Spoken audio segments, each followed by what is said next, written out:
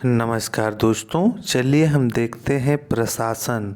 हरदम आप कहीं ना कहीं प्रशासन का न्यूज़पेपर में जिक्र ज़रूर देखते हैं। तो हम प्रशासन को इंग्लिश में क्या कहते हैं इसको देखेंगे। पहले तो प्रशासन को कहते हैं एडमिनिस्ट्रेशन।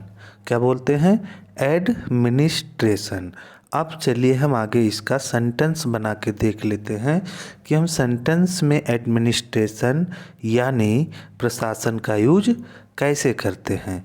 ठीक, जापान में भूकंप आने की संभावना पर वहाँ की सरकार पूरे प्रशासन को सतर्क कर दिया है। जापान में भूकंप आने की संभावना पर वहाँ की सरकार पूरे प्रशासन को सतर्क कर दिया है। चलिए सेंटेंस में इसका इंग्लिश में कैसे यूज करेंगे। The government there has alerted the entire administration about the possibility of a earthquake in Japan. यानी हमारा उद्देश्य क्या है? एडमिनिस्ट्रेशन को याद करना। यानी जापान में भूकंप आया है और वहाँ पर सरकार ने प्रशासन को अलर्ट कर दिया है। तो प्रशासन का मतलब क्या होगा? एडमिनिस्ट्रेशन को उन्होंने अलर्ट किया है। चलिए हम आगे देख लेते हैं। हमारा उद्देश्य है कि इसमें हम प्रशासन की इंग्लिश को याद कर लें, मीनिंग को याद कर लें जिसे इंग्लिश में बोलते हैं। चलिए दूसरा सेंटेंस है, जापान में सुनामी आने के बाद भारत के प्रधानमंत्री ने भारतीयों की सहायता के लिए प्रशासन से बातचीत की। यानी जापान में भूकंप आया है और वहाँ पर सुनामी आई थी और आने के बाद वहाँ जो भारतीय निवासी रहते थे, प्रधानमंत्री जी ने अपने देश के प्रशासन से बातचीत की है कि वहाँ कुछ सहायता उपलब्ध कराई जाए।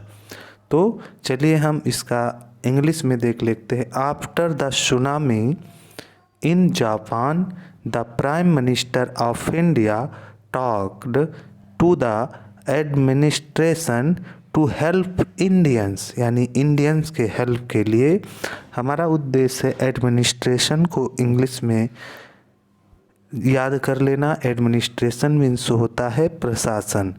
हमारा उद्देश्य प्रशासन और एडमिनिस्ट्रेशन को याद करना। यानी प्रशासन मीन्स एडमिनिस्ट्रेशन होता है, एडमिनिस्ट्रेशन मीन्स प्रशासन होता है।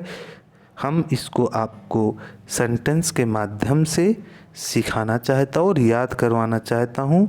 मेरी कोशिश है कि आपको ये याद हो जाए और आशा करता हूँ कि प्रशासन और एडमिनिस्ट्रेशन एक ही होता है। आपको पूर्ण रूप से पता हो गया होगा कि इंग्लिश में एडमिनिस्ट्रेशन कहा जाता है और हिंदी में इसे प्रशासन कहा जाता है।